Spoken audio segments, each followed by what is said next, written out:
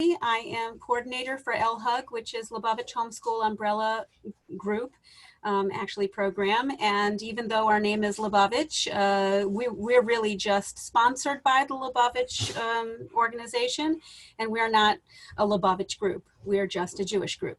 So, and really until this year, I think we were the only Jewish umbrella homeschooling group in the state of Maryland. So homeschooling has started to mushroom a little bit and other people are doing it as well. But I wanted to welcome you all.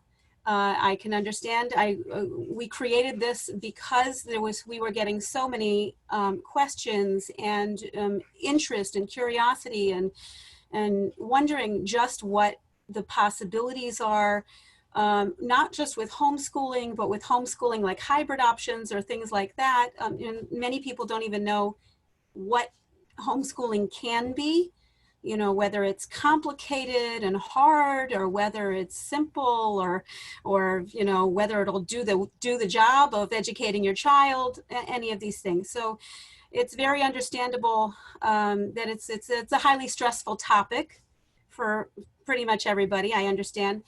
And we want to address some of those concerns today. There are so many pieces to this puzzle that this is really just addressing just an overview, just to give you an idea. Really, the conference next week will delve much more into detail for people who really are interested in homeschooling and think it might be a real option for them.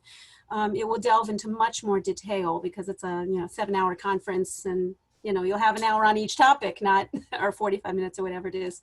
Anyway, okay, so a little bit more about our organization. We've been around for many years, off and on a little bit, but I personally have been homeschooling for over 20 years. I can't remember how long now. And I have 2 sets of children, older and younger, same family, but we just had a break. So we've homeschooled for various reasons, and as everyone here who's been homeschooling, homeschoolers are very, very different. Any homeschool you go into, you're going to find a different mix and a different feel, and just different things going on, different things that work for different families. So, but anyway, Stephanie's going to speak to a lot more of the possibilities and how the basics work.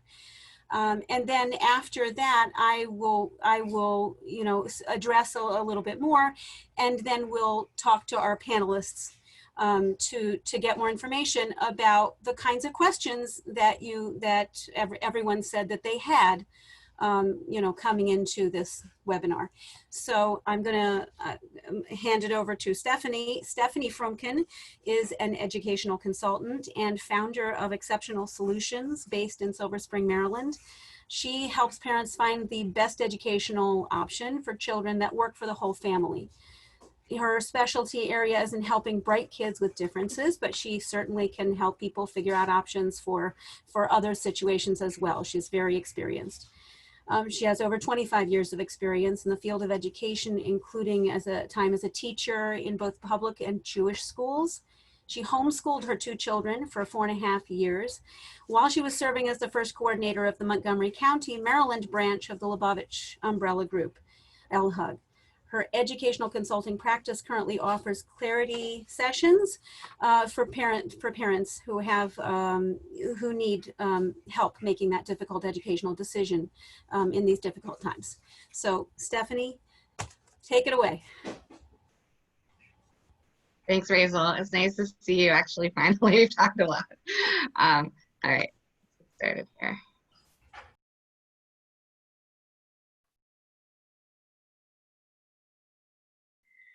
Oh, okay, hi. I'm Stephanie Frumkin, as Razel nicely introduced me. I'm an educational consultant with Exceptional Educational Solutions, and tonight's topic that I'll be talking about is finding clarity for your Jewish family, choosing the best educational options during COVID-19.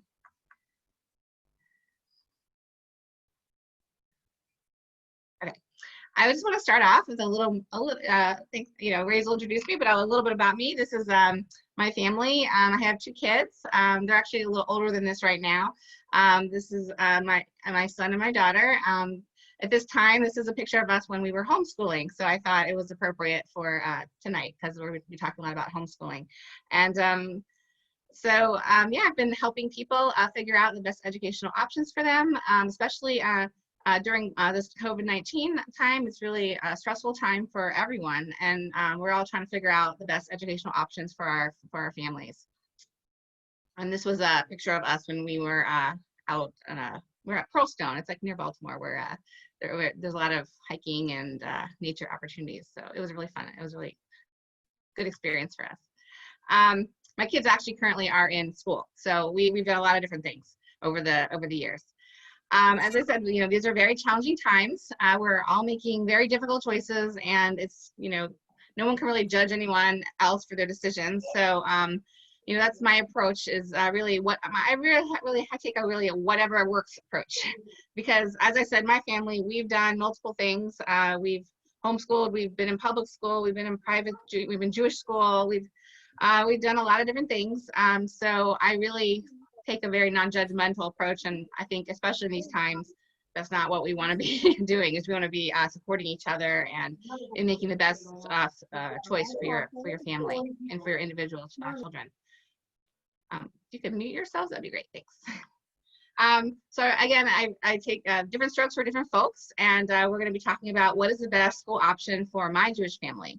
And that could look like a lot of different things for a lot of different people, especially in this time when you may not have thought about certain options, but now you might be considering them. I know a lot of people are switching. They're, they're just switching all over the place, and people are just really reevaluating what they need in these times. Meeting your children's and whole family's unique needs, that's the end goal, that you want to find, what works exactly for your family and the best fit. And so what I'm going to talk about first is, I want to give you a little insight into what I do as an educational consultant. I work with a lot of families, and I just want to give you a little insight into the process that I go through when I work with families. And I have 10 considerations that major considerations I make with helping people make important educational decisions. So I thought maybe that would be helpful for you to know the kind of things that I look at, and look at them for yourselves, and hopefully that will be helpful in you making your best choice. And after that, I am going to talk about homeschooling a lot, and in terms of more homeschooling as more of a broad kind of, it's much more a broad definition these days, because everybody is doing some amount of homeschooling. We're all home, right, at some level. So yeah, it has a much broader definition, and it is homeschooling is very further. So I'm just going to quickly make go run through the 10 part of my decision-making framework that I use when I help families make these decisions, and then I'll go into further detail about them. So especially, and for these times specifically, we're looking at safety and risk factors and comfort level for COVID-19. We look at financial considerations, the amount of support a student needs and parent ability to provide that support, mental health, life balance of parents, mental health considerations of the children, educational fit and learning style, struggles in school, or maybe special needs, past social needs of the child, and personal preferences of the student and parents. And I'm going to go into more detail. I know it was really quick rundown. Okay, so number one, I have the safety.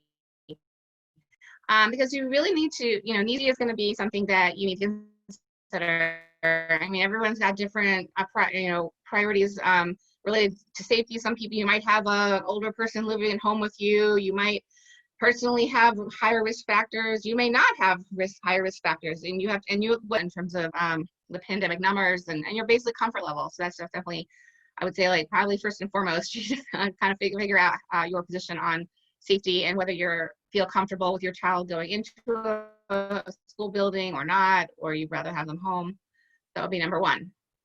Number two is finances, and it's important to think about what you can afford for your child's education. And these days that can mean a lot of things. That could mean if you're, do Jewish day school. I mean, I know some people have lost jobs, so it's really, these are tough times. Some people can't even afford their Jewish day school, or maybe they're another kind of private school.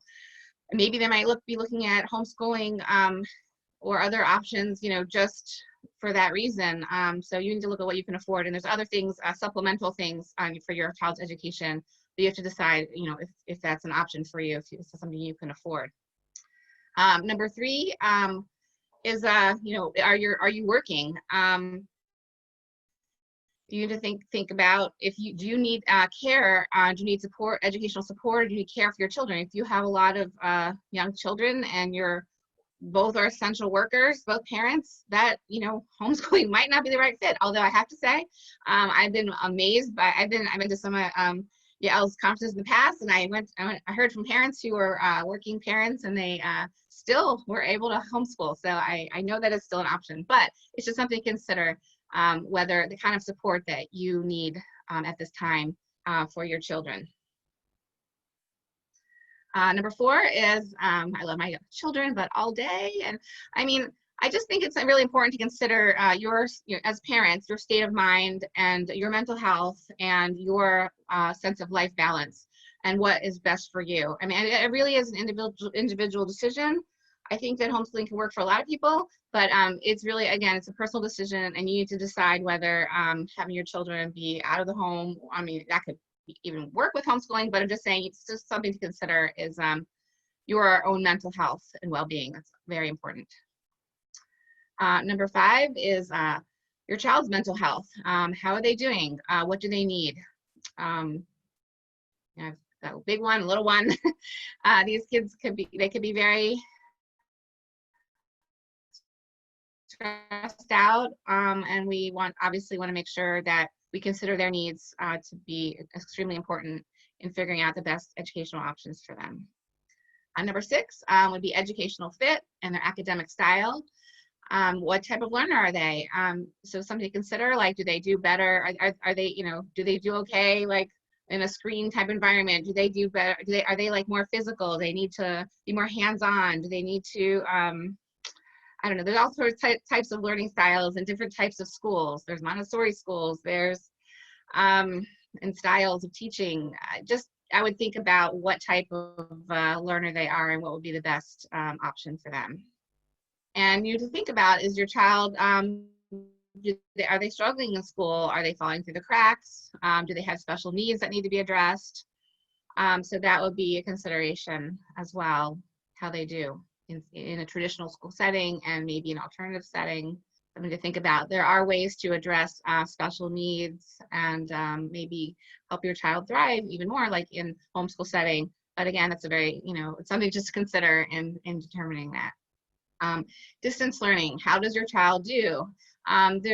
You might hear a lot about this asynchronous versus synchronous learning. Synchronous being live one-on-one, or not one-on-one, live classes, versus asynchronous meaning recorded classes and you watch it later during your own time. So a lot of families I've talked to are saying, oh, my child doesn't do well with distance learning. So that, you need to weigh that and see if they can actually be successful in that kind of environment, because a lot of schools are going virtual, and you need to decide whether that works for them or not. And if it, I'm hearing a lot from little ones, younger kids that are not doing as well. I mean, just this is what I've been hearing as a whole, and they're not doing as well. And also maybe some kids with like ADHD and some other learning differences, they might not be doing as well. So it's something just to consider. And number 9 is meeting your child's needs socially. You got to think about how they would do best. And obviously these days we need to consider socializing safely and how that can work, whether it could be like in a social pods that people are creating, or co-op, or with just, how you can make that work for them, because that's very important. And the last one, number 10, is personal preference. What does your family value? What are your child's interests? This is very personal. Some families really value certain things. I think most people here, I obviously value Jewish education, but there's lots of other things to consider in choosing, the best fit for your family. Like, how do you feel about being, with your children a lot, or do you want them to be outside the home, or just also like things like certain types of schools, like I'm just thinking like a particular private school around here, they're very focused on social justice. So, that would be like a personal preference, like what jives with your family. So that was sort of my, was a little intro to like those are the things that I consider, and that's why I talk to parents a lot about those things. And I hope that's helpful for you to start thinking about those factors and making your best decision for your family. And I'm going to change gears a little bit, and I'm going to talk about education during COVID-19. And I'm going to switch into about homeschooling. And I really do think there's a broader definition of homeschooling these days.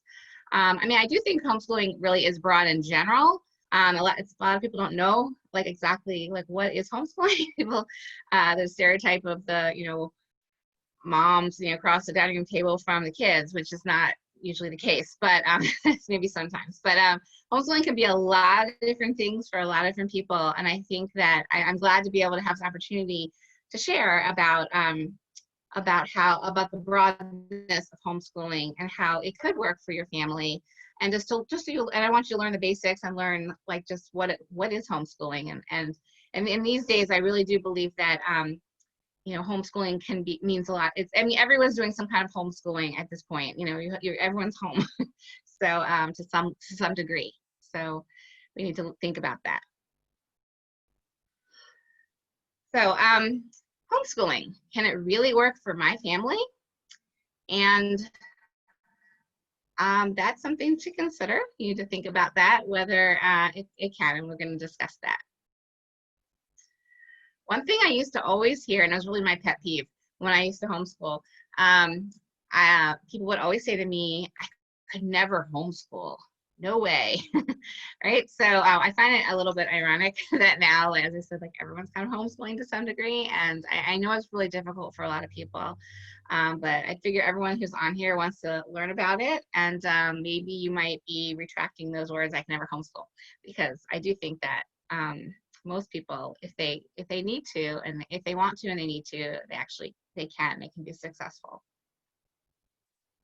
And one thing I love about homeschooling is that it's a DIY education. So if you like DIY projects, homeschooling is for you. It's just you really create whatever works for your individual family, your individual child's needs, their learning styles, whatever, what you like to do. You like, I don't know, you like tearing computers apart and putting them back together, that you can impart that with your children, and then you'll find out their interests, and you just have so much freedom with it, and it's really a really beautiful thing.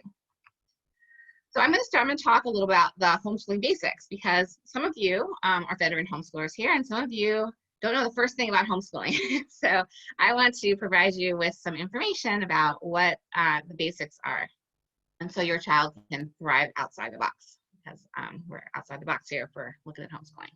Right? So one big worry that I hear a lot from parents, and they're worried that they say, am I qualified to teach my children? And the reason I chose this picture is because this little boy or girl is with their parents, and they're teaching them. And you as parents have always been your child's first and best teacher, and you are qualified to teach your children. You care about them the most, you love them the most, you know them the best, and you end up spending more time with them, which I'm sure you have recently. You really get to know them. You get to know their styles, and you just by nature, you're dedicated to being their best teacher. So yes, I do believe, I know I have all these education degrees, but that does not make me necessarily a better homeschooler. So I do think you do not need education degrees to do that. I had to unlearn some of the things that I learned in education school. But sometimes some things were helpful to me. But basically, I think if you're dedicated and you want to do it, or you need to do it, you are qualified. Homeschooling laws. So I'm sure if you're new to homeschooling, you're like trying to figure out, well, how does this work? So I provided a website here, hslda.org. They have, if you look at the website, you can find your state and you can find your state laws. This is a Maryland webinar, but I know there's people from all over, so that's why I wanted to provide this resource for you, so you can take a look at that and find your laws. It's important to know what your state laws are because it really is dependent on your state. I'm just gonna go back here. Just a little bit about Maryland, because I know a lot of people here are from Maryland. In order to start your homeschooling process, you need to fill out a intent to homeschool form, and you need to send it to your school district. And each school district in Maryland is, and wherever you live, is going to be a little bit different. So you just need to kind of look that up and find that paper. And you're going to check off a box. You're going to say, I either want to be, I'm going to go into it a little later, but you're going to check off whether you want to do your homeschool reviews by the school district, or if you want your homeschool reviews to be monitored by a homeschool umbrella group, which is what Lubavitch Homeschool Umbrella Group is. It's called an umbrella group. That's sort of like a nickname for it. I can't remember exactly it's like a church approved, state approved church organization that oversees your homeschooling. Church is very broadly defined, but we're all Jews here, I think. So in Maryland, there are two Jewish homeschooling groups. There's LHUG and there's one called Ashrenu. Those are the two. And LHUG has been around for a very long time. And as Rachel mentioned, I was the organizer for the LHUG group for Montgomery County in this area. And at this current time, Jennifer Green is the LHUG administrator for Montgomery County, and Rachel is the administrator for all of Maryland. And you can read, I'm just gonna, a little shout out to Jen Green. Her email is jenbgreen, jenbgreen @gmail.com. If someone could put that in the chat, that would be helpful. She wanted me to let everybody know about that, to reach out to her. And I'm sure you can reach out to Rachel as well.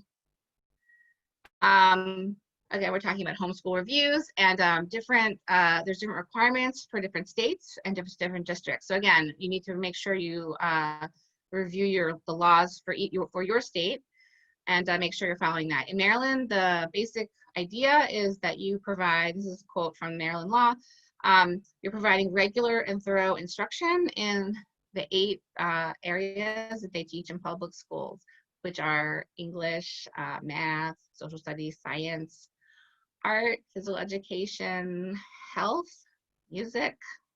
If I missed anything. But anyway, there's 8 areas basically that teach in public school, and you are required to provide regular and thorough instruction. And what regular and thorough instruction means, that is up to interpretation, and there's a lot of views on how you can provide that.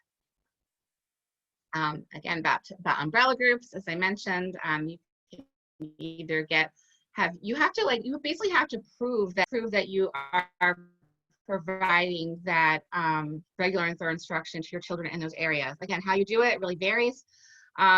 There's not a lot of oversight on exactly how you do it or what you teach, but you have to be teaching in those areas at some point. So I'm sure some of the panelists can explain a little more about that, but I need to move on. I have a lot to talk about. But LHUG is a great option, and I highly recommend it. It takes a lot of stress out if you go with an umbrella group. That's my opinion. But some people really like the public school reviews. It's really up to you.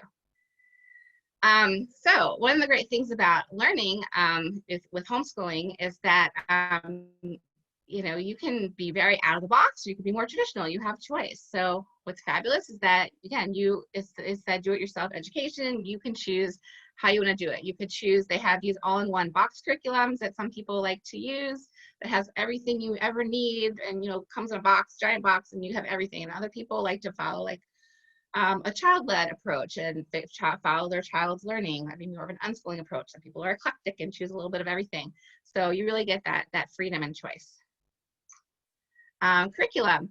A lot of people are very stressed about curriculum. They're like, what do I choose? And you're right, that is a big undertaking to figure that out, but you don't have to figure it out right away. You have time, and you can figure it out as you go along. And many people change as they go along. They might start with one curriculum, and then they change something else. Oh, it's not working. And you just have, you research, you experiment, and you always have a lot of freedom, and you have a lot of resources in the general homeschool community that can, well, I know that they're there to support you and help you.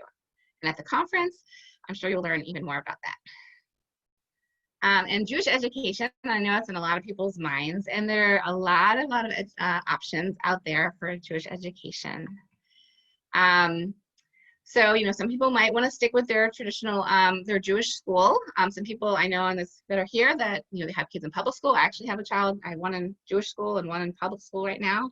We've been considering homeschooling again, actually, but during the pandemic, we've been considering that. But anyway, you know, even however you're schooling, you can, you know, there's lots of ways to get Jewish education. It doesn't have to come in the form that you might think that's in a traditional Jewish education environment. There's online programs. You might have some kind of in-person Jewish option that could be in the school, and then you might want to do some supplemental things outside of the school if your school's open. We don't even know what that's going to be.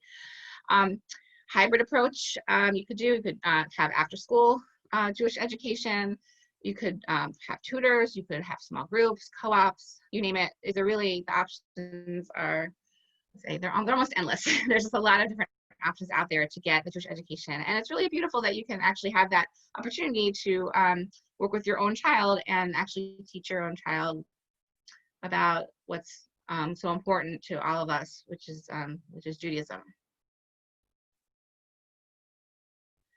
We'll talk a little about schedule and routine. There's many options, and you obviously want to figure out what's best for you and your child. This is a very structured approach. I mean, my personal feeling, you know, this is just me, but I do think it's helpful to have some sort of schedule and routine that you like, maybe a certain wake up time, a certain time when you might, you know, maybe you do davening, or a certain time when you do math. I don't know, like whatever works for your family. But I do think having some semblance of routine just tends to be helpful for most people. I mean, you could disagree, and that you are perfectly right to disagree with that, and you could choose the best schedule for you, and maybe that's no schedule. Activities. It's so one great thing I love about homeschooling is that you can follow your child's interests. And so I have a picture of art projects here. This child likes art, so you could take an art class, you can do art at home. If your child likes rock climbing, you could do that. If your child likes music, you can do that. I mean, whatever they like. You know, at one point, my daughter was taking piano lessons and violin lessons, which is really cool. So I just love that there's so many options for to do whatever your child's interested in. You can follow it. And again, same with classes. There's a lot of in-person homeschooling classes, new thing called pods, which we'll get a little bit later, but you might want to group up with, we call it a co-op. But pods is the new thing. Some things, and that could be in a Jewish setting as well. At one point, I was in a small co-op where we were teaching Parsha to our children. We rotated every third week. I was teaching the Parsha. Let's see what time check here. Okay, I think we're okay. No, I think I went over. I'm sorry. Alrighty, I'll try to get through this. Resources. So there's just a lot of resources. There's listservs, there's Facebook groups, there's WhatsApp groups, there's meetups, and what I really love about the homeschool community is that everyone is so supportive, and I truly mean that.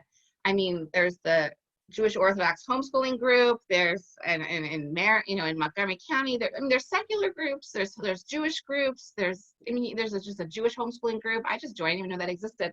And there's just so many. One thing I just really feel about homeschoolers in general, and I feel like there's across the board, whether they're your religion or not, everyone's just very helpful and really supportive. So I really feel like you just need to reach out, join some groups, and you will get the support you need.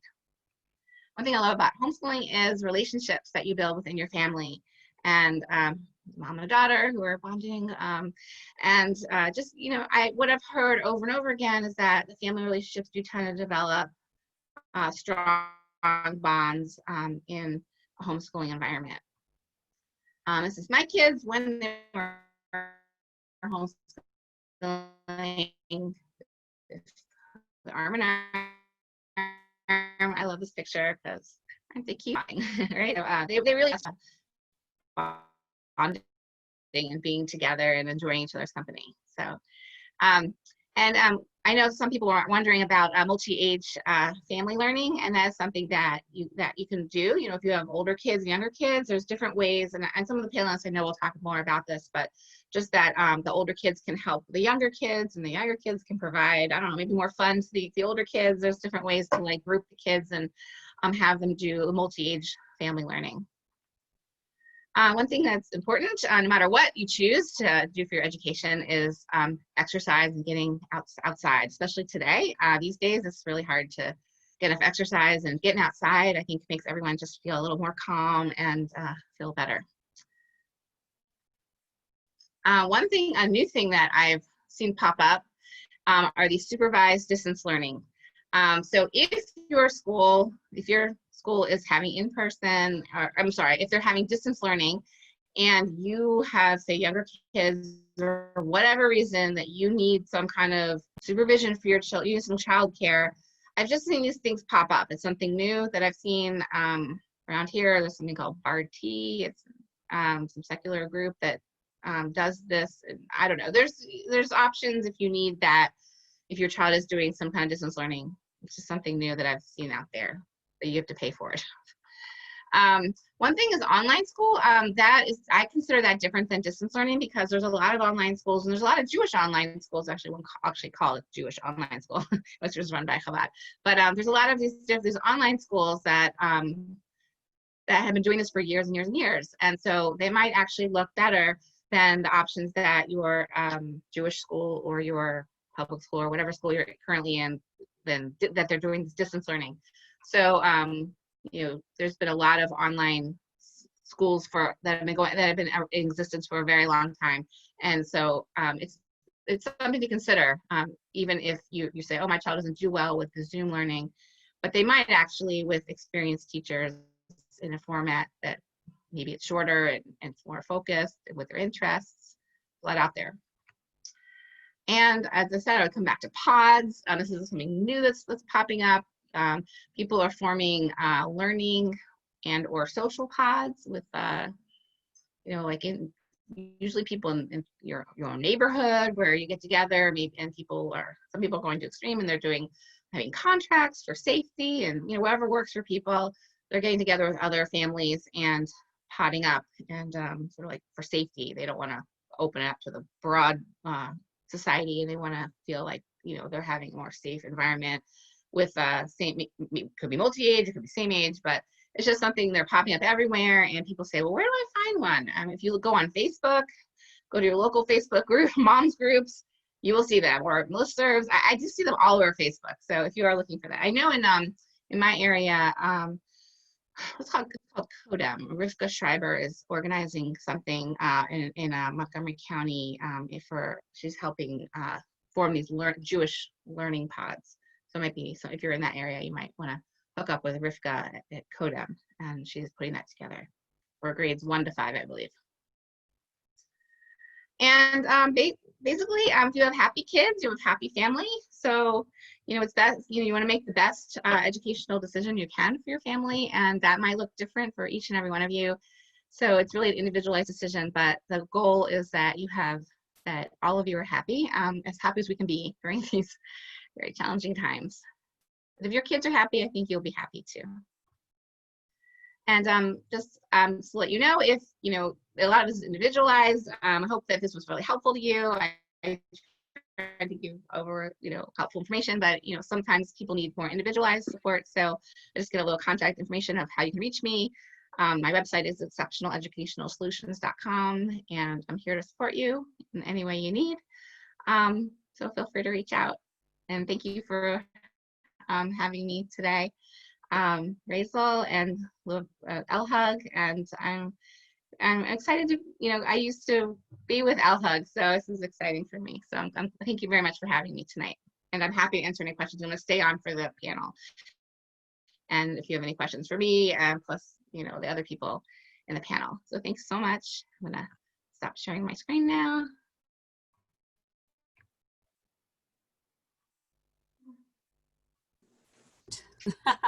I got it. Okay. All right. Thank you so much, Stephanie. Thank you very much. That was really informative. And that's as you can see, there's a tremendous amount of options. It's really a huge topic that you can't really cover in an hour, but we're doing our best. Thank you so much. Okay, so I did want to mention a couple of things about how our group tries to make it very easy and very supported for someone who's interested in homeschooling to do it. So this year on our website, and I have to just give you the link really, it's LHUG.pclink.net. So on our website, we have made it, thanks to Leah Lazar, have made it much easier to just sign up for homeschooling and be covered. Because let's say it's, push comes to shove, you don't really have a place for your child, you don't know what you're going to do. Well, you can sign them up for homeschooling. You could just go to our website and actually click on the link for whatever city or county you're in. Most of the people that are on this webinar are from Baltimore City, Baltimore County, or Montgomery County area, as far as I know. Those are the areas that we have right now. If your area is not on that website, you can contact me, text me, WhatsApp me, 443-473-9491. And we will get you, the information you need to be able to sign up. But on our website is a button to go straight into the application form to sign up for homeschooling legally, and you can get it sent directly to the governing body. So, and it doesn't cost anything. So that covers you. And even if you didn't sign up with our group to have oversight, and you're just doing your things, directly with the city or directly with the county, that's okay. That will cover you, and then you'll have you'll be doing your informational meetings for oversight directly with the city or county. I do encourage people to really consider using an umbrella group. In my over 20 years, I have gone the route of, doing it direct once or twice, and it was painful. It was very, very, very painful. My sister homeschooled also, and she said, if you get 2 negative reviews, you don't have enough of the types of documents they want and the daily work and all of those things, which many homeschoolers don't have, because that's not really how we're teaching. We're not teaching in a schooly manner. We're teaching in more connected to the life and the world and connecting to each other manner. And curiosity, having discussions with each other. Your child asks you a question, and if you're homeschooling, you may have the time and the interest to actually answer the question and think, hey, my child is learning something here. Why do people do X? Well, that's a whole discussion. It could go into politics. It could go into all kinds of things. So, yeah, so I just wanted to encourage people to really consider working with an umbrella group, because it usually makes it easier. In our umbrella group, one of the reasons that I wanted to become very involved and to make sure that this was a strong umbrella group is because for a long time, it was the only Jewish umbrella group in the state of Maryland.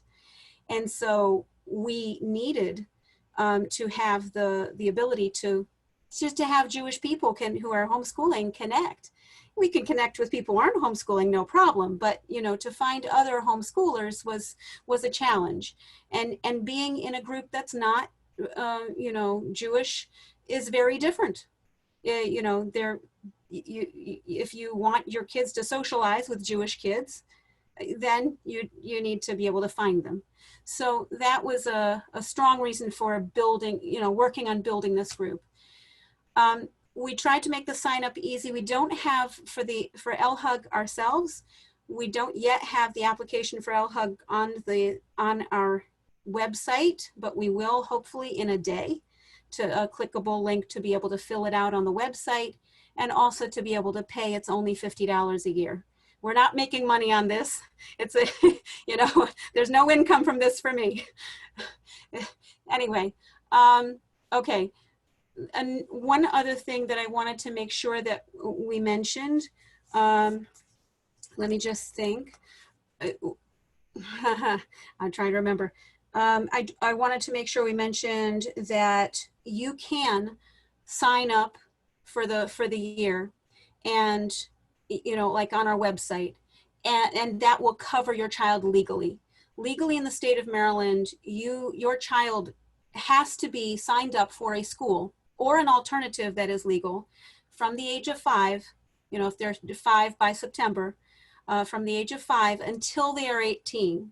So even if it's just a backup plan, it's still, it's nice to have a backup plan in your pocket that you can say, okay, if I don't know what else to do by such and such date, I'm going to, send in the form. We're going to say we're homeschooling, and we'll continue our discussions and negotiations with whatever other plan we're trying to put together until after Yom Tov, and and then hopefully we'll be able to pull the pieces together. You can switch in the middle of the year, and all that takes is informing another intent letter, basically, that whatever school you're sending your child to will send that letter in, or that information in, to the the governing bodies. Okay, so I just wanted to get that information out of the way. The Comar laws, we are an educational ministry. We are an educational ministry. That's what they call it. So it could be amusing, but that's what we're labeled. Okay, I wanted to find our panelists. I can't really see all of our panelists. I know we have Rebecca Mesenter. Hi, hello, over there. And we have is Mrs. Eagle here? Mrs. Eagle, hi, yes, okay. I didn't recognize you. Okay, Yehudis Eagle. And also, if she's there, we have Miriam David as well, who, if she's available, if she's, to also help us with some ideas of, how the homeschooling goes, because she's been homeschooling for a few years as well. Okay. Okay, so I want to start. I wanted to start with, do you mind, Rebecca? I wanted to start. Yeah, I'm going to move to a quieter room though, because of course, as soon as you unmuted me, someone started talking. Of course. Okay, so yes, so I wanted to just ask each of the panelists just to introduce yourself. Yes, I just wanted to ask each of the panelists to introduce themselves. Just give us just a basic idea of, the ages of your children, how many children you have, how long you've been homeschooling, and how did you get into this? Okay, I have 6 children between the ages of 5 and 17. We have homeschooled from the get-go. So that means, like, I never had my children in a preschool or anything. Though I do now have 2 who are in high school, who are in real high schools, and 1 who's homeschooling high school, not real high school, brick and mortar schools. And I always knew it was an option because I was actually homeschooled for several years. And my family moved from a big community to a small community for a short period of time, or was supposed to be a short period of time. And we were homeschooled then. So I always knew it was an option. But I'd say the real thing that pushed us into it was that we really, really wanted our kids to have a strong family base. We wanted them to know who they were and to know who we were as a family before they did anything else. And I wanted them to love learning. And I felt that schools were a gamble. They might love learning and they might not. And I really wasn't ready to take that gamble. So I'd say that's kind of the shortcut version of how we ended up here. Thank you. Thank you. Yehudis Eagle, are you there? Oh, David. Miriam, could you give us a snippet? Oh, or 1 second. This Yehudis? Okay, sorry. Oh, hi. Miriam David, hi. Just a little snippet. How long have you been homeschooling? How did you get into it? How old are your children? So my oldest is 10 and a half. She was briefly in Beis Yaakov, but we've more or less been homeschooling the whole time. Like she was very, very briefly in school. At the time, she wasn't ready to be to be away from me at that point. So I kept, and here we are. She's almost 11, and she's still home. I really enjoy it. I really love having my children home. We talk about going to school, but it's just, it works for now. I'm not married to homeschooling. Like if there was a child who wanted to go to school, I think I would send them. But really, Baruch Hashem, it's been really enjoyable. And like, I hear all the new families who are looking into it, and everyone's so worried. And I just want to say, like, if you love your kids, love learning, then you'll be fine. It's good. Just enjoy being with your kids and let your kids like discover the world, and buy a lot of books if you can, or borrow books, and just have books in your house and read to your kids when you can. And if you can't, that's also okay. You know, like if your child is interested in the world, then I think they will pick up most of what they need to know. And like every new stage that we needed to learn about, I would stress out. Like I would get so nervous. Like we're doing fine with kindergarten, but first grade is real. And how are we going to do first grade? And then I would talk to people, and I would talk to first grade teachers, and I would talk to parents that would like find friends who had kids in first grade. And I would like ask a lot of questions, and I would find out that it's really, we could just continue what we're doing and it's going to be fine. You know, I found out that like, I remember when my oldest was going to first grade, and I sat down with a first grade teacher and I said, I need you to tell me every single thing you do with your first graders. And she told me, okay, so we teach money, we teach time, how to tell time, we teach basic reading, we teach maps, and we teach about the body. Okay, this is not, she wasn't talking about Limudei Kodesh, just about like general, the other subjects. So I said, okay. And then I thought about all those things, and I realized that like my kids would probably absorb all of those things just in the course of living life, like telling time. You know, I found myself all day long saying, yeah, we have a program at 2 o'clock. It's 1:15 right now, so everyone needs to go find their shoes. You know, and they just picked up telling time. My little ones know how to tell time because, like, of course, it's just a part of life. They know how to count money because it's part of life. The body, maps, you know, we're in a park. Oh, let's find where the restroom is, and we look at the map. Okay, we need to follow this path.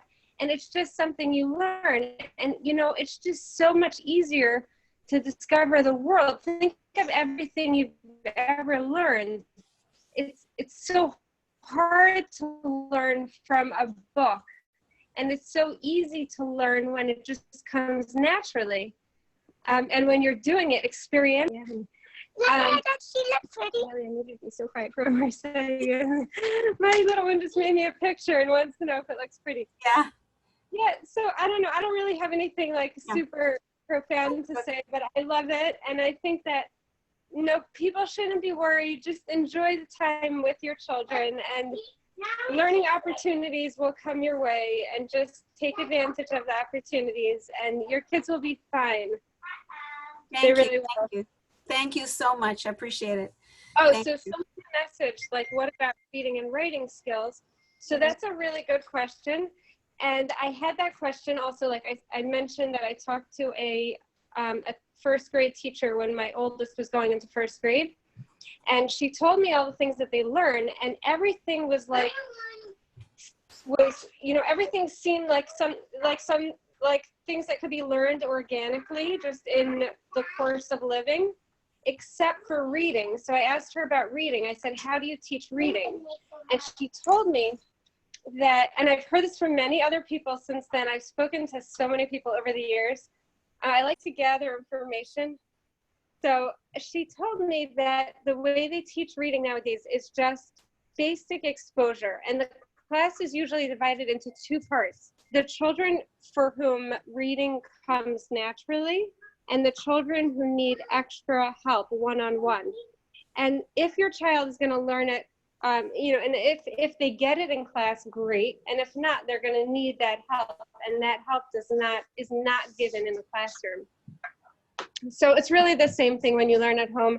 And I think there's a belief in the homeschool community that sorry, I'm not being so articulate. It's just, I'm not a night person, but there's a theory in the homeschool world that reading is a language, and language is absorbed. So everyone absorbs it in their own, or reading when they're 4, and you'll have some children who are reading when they're 8. But ultimately, if it's a language that they're immersed in, so which means they're reading, they see the cereal box when they're eating breakfast, and they see the stop sign when they're driving, and they see the map again at the park and all that, they're immersed in this language, they will absorb it, just like the spoken language. And I don't know yet. My oldest is only, I told you, she's almost 11. So I can't say that it's true for all children, but Baruch Hashem, the children in this family who are old enough to read with no special effort on my part are Baruch Hashem reading. That was our experience. Wonderful. Yeah. Thank you so much. Thank you. Okay, thank you. Mrs. Eagle, Yehudis, can I ask you the same question? Just a snippet of how did you get to this, and how many children, how long? Sure. I first want to say that I thought what Miriam said was exceptionally profound. I don't know why she didn't think it was profound. It was actually probably the most beautifully stated, true message about what home education can offer to families, to your family and all families, to be a family. So I thought that was wonderful. What got me into it was I was on a plane and wanted to grab a magazine to read while I was expecting our first child, who is 35 years old, and it happened to be possibly Mothering magazine. I know it was 1984 or 5 or something. I never heard of this magazine. It's just like, you know, I judged a book by its cover and I took it. And there was this article about home education. And I found it absolutely, you know, fascinating. Whoever would have imagined? I didn't know there was such a concept. And so for the next 3-4 years, I tried to find out more about it. Actually, weirdly enough, the woman who started LHUG, who was living in Columbia, well, not at the time of this newsletter, but eventually lived in Columbia, Maryland, and started LHUG, used to put out this Jewish homeschooling network newsletter. And during that time, that was one of my sources for information. And just to me, the idea of Chanuch Nar Pidarko was extremely compelling, even though in the 80s, that was a buzz phrase for special needs. But I was like, that's the Torah. That's the way it's supposed to be. And I really liked that. And even though I did send off our first 2 to school, they went through 3rd and 2nd grade. I'm about to be home educating for 29 years. My oldest is 35, my youngest is 11. And well, I hope to be home educating this year yet, but I have to see what my youngest says about that. So waiting till he gets back from overnight camp to find out. And last school year, I just had one left at home, our daughter Hannah, and she's going to high school this year. So I have many stories. You can ask me any questions, but I am married to home education, and I take umbrage that my youngest went to Cheder 2 years ago for Kodesh, even though I support him in it. And it's gone very, very well, but I'd be perfectly pleased if he was on board with coming back. Yeah. Thank you so much. That was a wonderful synopsis. Okay. So in the 15-20 minutes that we have left, I wanted to ask the panelists, particularly Mrs.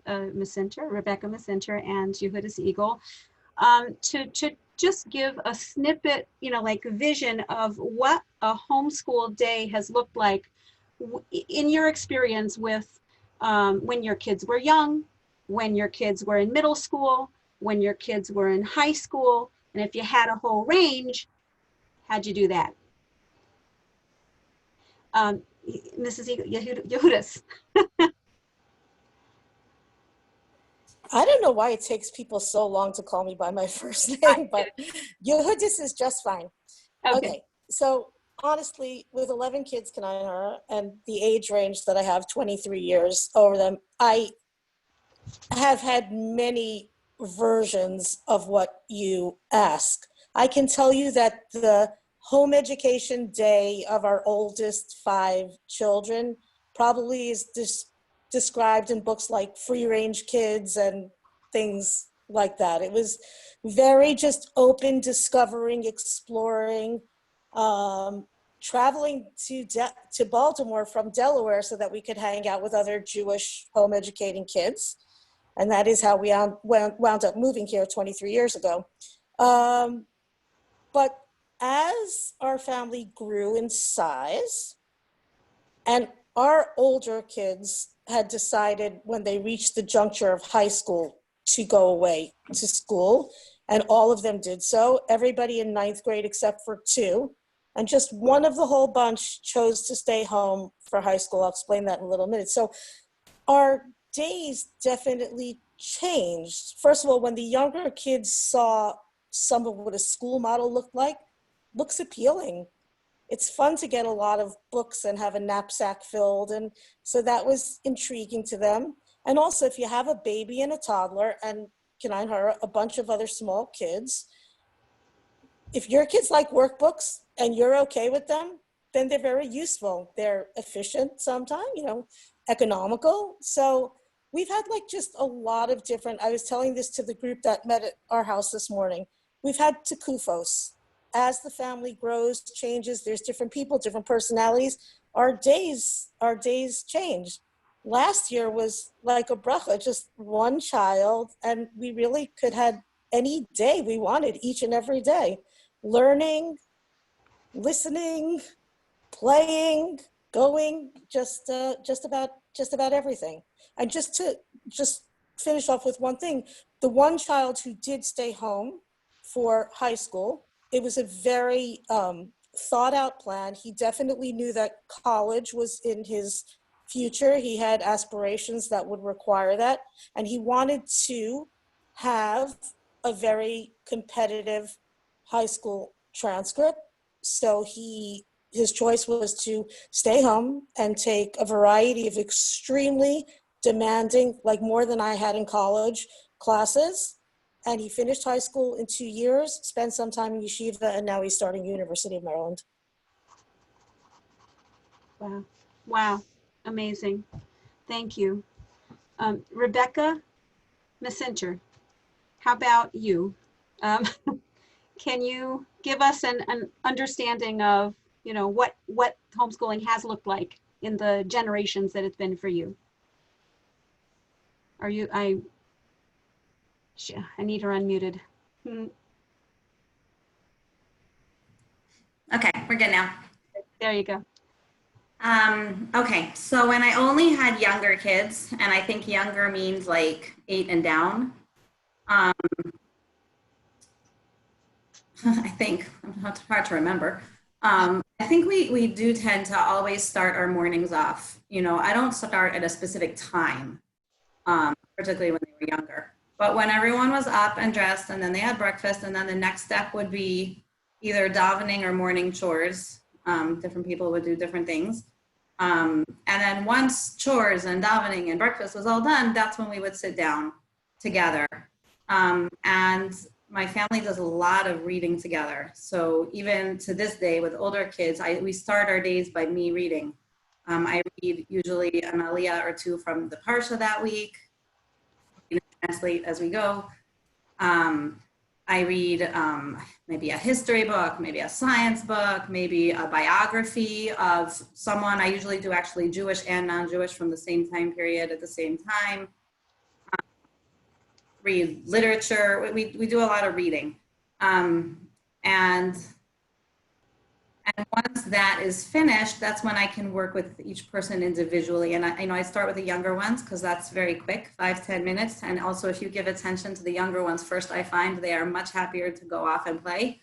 Whereas if you ignore the younger ones while you give attention to the older ones, the younger ones will keep pushing at you and pulling at you until you give them attention. So I work usually from the bottom up. And that changed as, you know, my children got older. First of all, Minyan became part of our lives. Rebbe's became part of our lives. And my older children were much more independent. They don't, you know, they certainly don't need me to sit and do most of their learning with them. So I did start using, maybe 4 or 5 years ago, a program which no one else I know uses. So please don't think you have to do this to homeschool. It just makes my life easier for me. And it's called Homeschool Planet. And it's basically a schedule for each kid in the family. And I plug it all in really at the beginning of the year. Like I set it up and I say, you know, I want this child to have math 5 days a week. This child to have, I don't know, chumash 4 days a week. And then every beginning of the week, I have a printout, which I print for each child, their checklists. And again, we're only talking about like 8 and up.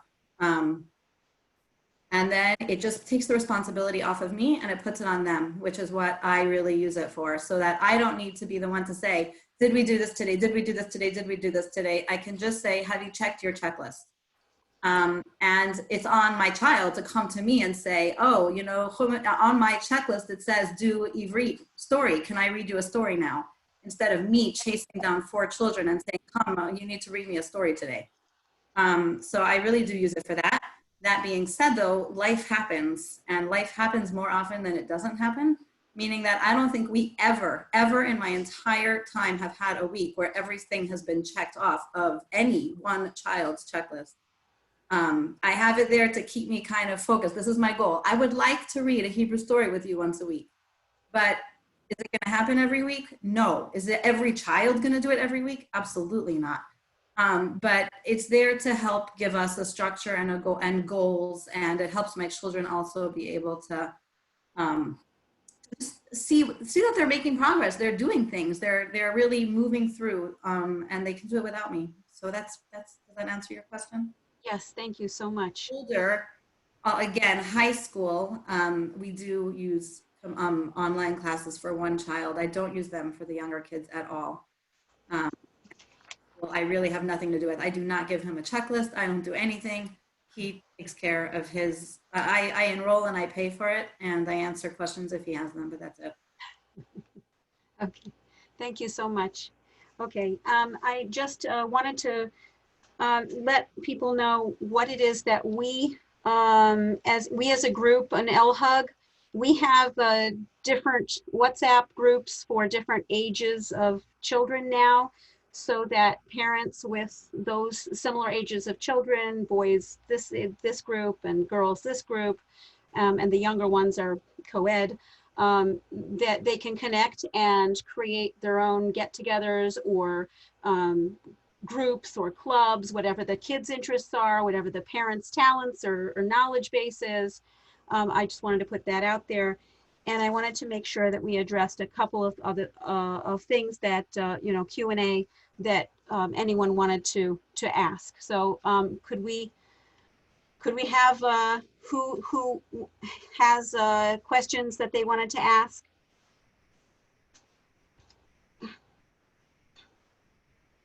I'm looking at Somebody typed in the chat somebody Sure. typed in the chat, can homeschooling adequately replace Rebbeim?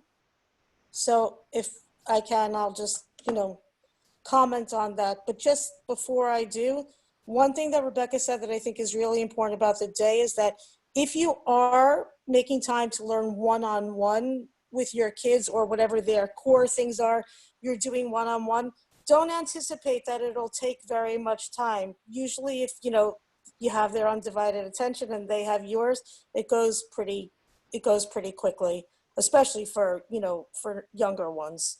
But about Rebbeim, if the person could more specify, in what way are you asking, how can a home education replace them, in terms of a relationship with your child, in terms of quantity of how much learning they're going to amass in their, time with a Rebbe? I just want to hear more specifically what the person is asking.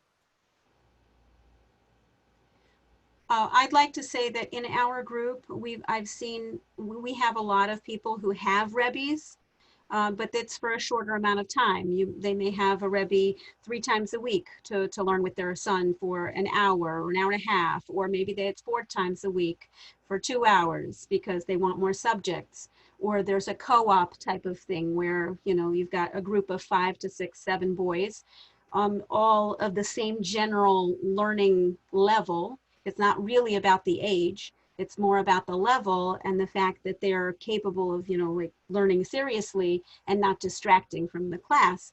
And then that's a small enough group that a good Rebbe, and you can choose your Rebbe, a good Rebbe can really support teach the class, but also support the individual boys or girls, whichever you want. But mostly we're fine, most of the Rebbes are being hired for boys.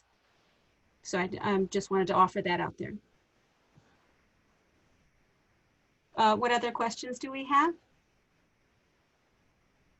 Yeah, private tutoring. So one of the things that we try to do in general, I think as a community, is not to go for the things that cost a lot of money before we thought and tried to find resources that don't cost as much money. You can get tutoring online for $50 an hour, and they will teach your whole family. They'll teach all your kids. They'll teach whoever you put in front of them, whatever you want them to. So, so there's a tremendous number of options and ways that you can stitch together something that will meet your educational goals for your child and their learning style and all of that. Yes, sharing a Rebbe to make it more affordable. Making time for yourself. Rebecca or Yehudis? How do you make time for yourself? That's a very good question. Go ahead. No, go ahead. Okay. And also, how do you support yourself by with other support? I would put that in there, because to make time for yourself, you need to have enough support for your system, whatever you're creating in your home, to do that. I think, for me, step number 1 is being very clear on what my priorities are. And the flip side of that is knowing what my priorities are not. I'm very clear on what I don't have time to do right now at this stage in my life, because I want to make I want to make room for other things in my life. I do not try and do everything and be everything to everybody. I really find that I have to make very conscious decisions of where I am not putting my time. And that's just, it's a very important piece for me if I want to be able to do the things that I do want to do. And just on, I do actually also work, believe it or not, on top of homeschooling as well. So from the house, and it is flexible hours, but I do have 2 different jobs. So it's really a very important question. Another thing that's very important to me that gives me space is that nighttime is my time. That has had to change and evolve a little bit as my children have gotten older, and I've learned that teenagers only want to start talking to you after I want to go to sleep. But in general, until dealing with teenagers, bedtime was early in our family and serious, meaning I'm done, I'm off limits. I don't, you can be thirsty, you can be not falling asleep, and I'm just not this loving mother who's going to crawl into bed with you and tell you stories till you fall asleep. I'm done. I'm off. This is my time. And that's what I need to do to take care of me. And I think another piece which is important, and I know you can't believe this until you try it, but children who are home educated are very self-resourceful, and they come up with they're not looking to me all the time to be the camp director or the teacher. I can very easily say to them, I'm going to my room now for half an hour, don't knock on my door. And it's not a problem. Now, I don't have a 6-week-old, I don't have a 2-year-old, you know, again, it goes back to different times, but I would, if I had a baby who was napping, absolutely say, I'm going to my room now and I'm gonna rest while the baby's sleeping, don't come get me, unless there's blood or fire. And I think that's really important, and it's good for my kids. It's very, very, very good for them to have time where I'm not directing things, where they can be creative and build with Legos and paint and write stories and just have time to be. It's important for them and it's important for me. So I think that's a little bit of what I do. What about you, Yehudis?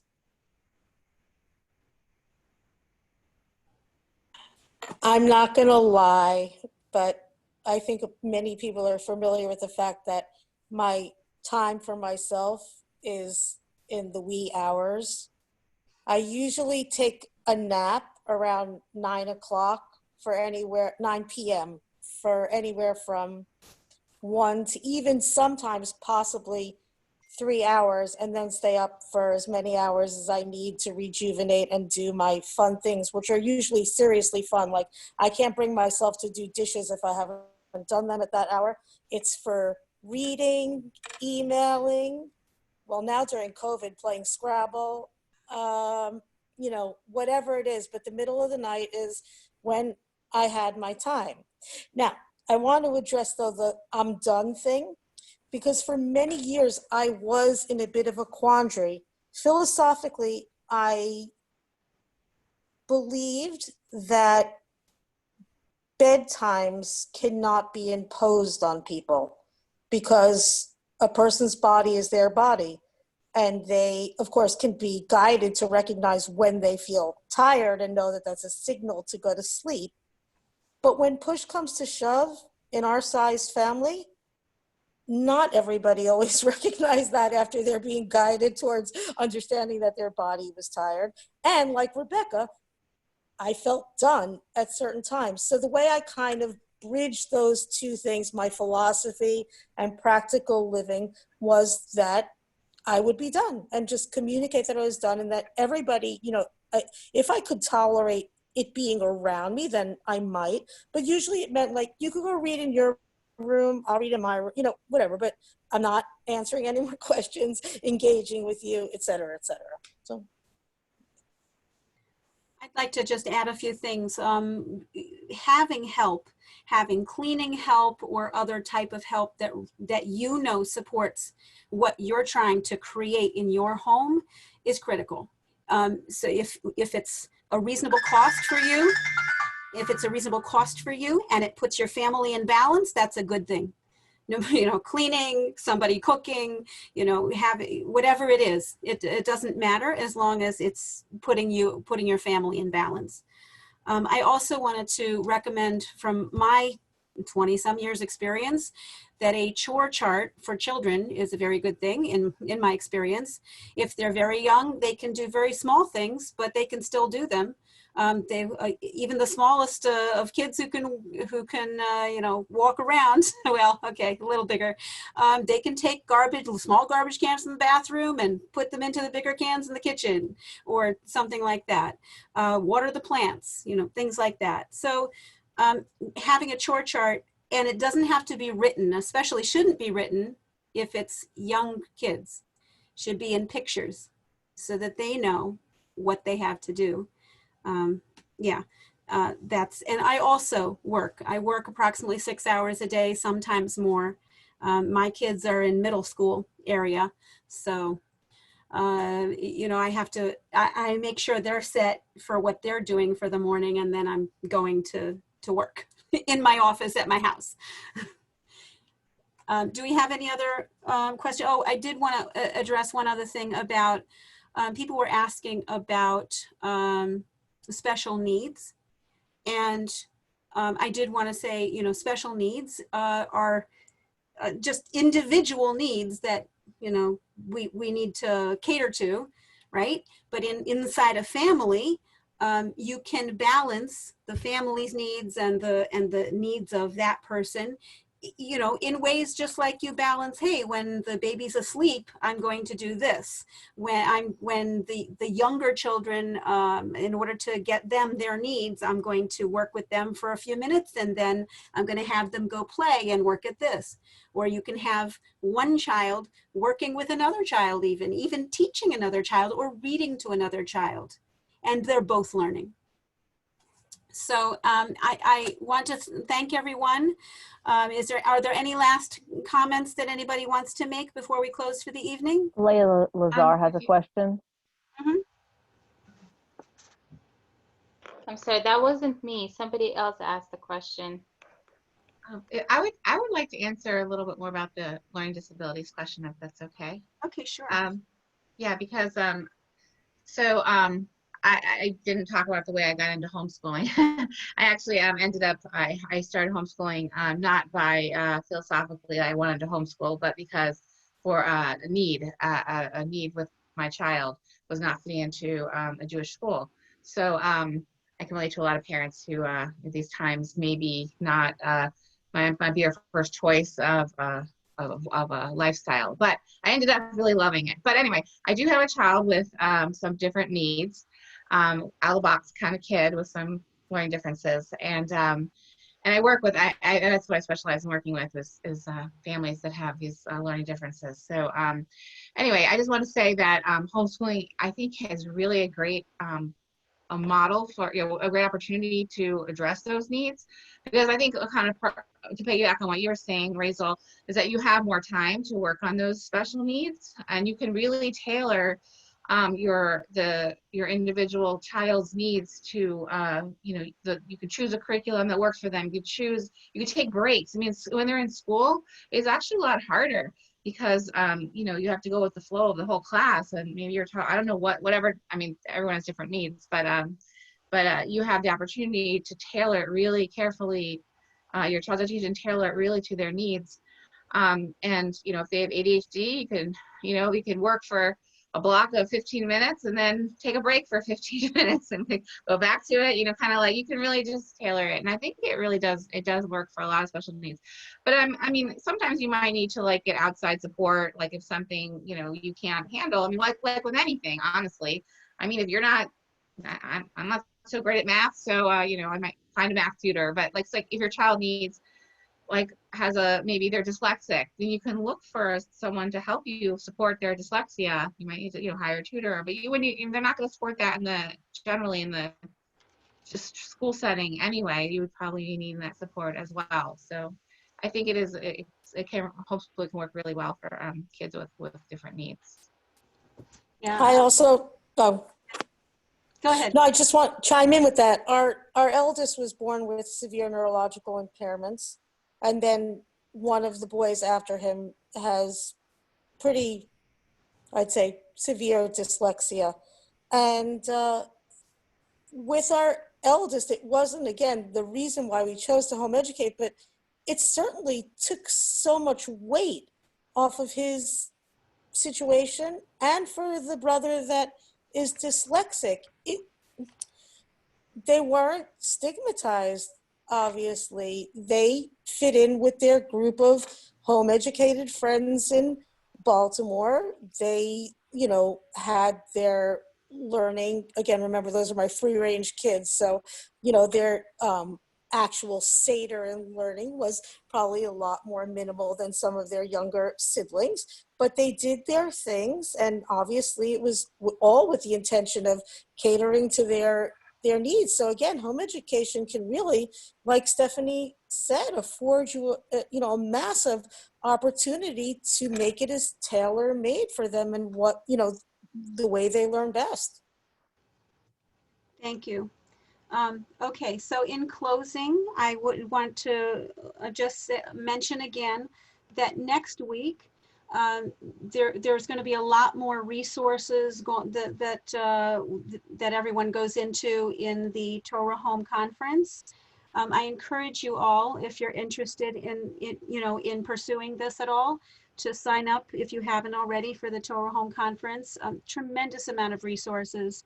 and a lot of help in figuring out really how to do what really can be targeted and best for your children or children, including topics like, these topics that we've only touched on, the Limudei Kodesh, Limudei Chol, homeschooling high school, homeschooled teens and adults, how are they feeling about their homeschooling? What have they experienced? Where did they get to in real life?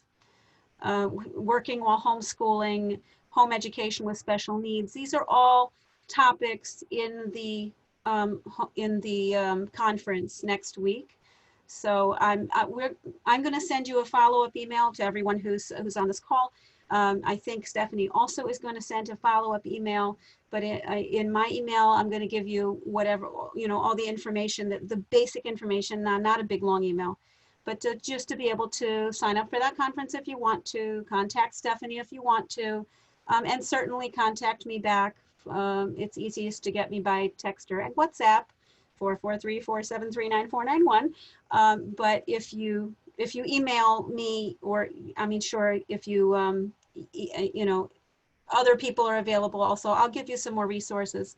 I'm going to put in a resource for dyslexia. One of the ladies who is part of our group actually developed a program for dyslexia because she wasn't finding it out in the world and it wasn't being addressed for her child in the school system. So I'll send that resource as well. Thank you so much, everyone, all of you who have contributed to this. And thank you so much, Stephanie. It was a tremendous, tremendous pleasure. Thank you so much. I hope that a lot of people, give your expertise, the try that it deserves, because it can be really helpful to have a guide and a mentor. And contact me if you need to. Okay? Reach out. Thank you. Thanks so much, everybody. Thank you. Sure. Thank you, everyone. Have a good night. See you at the conference.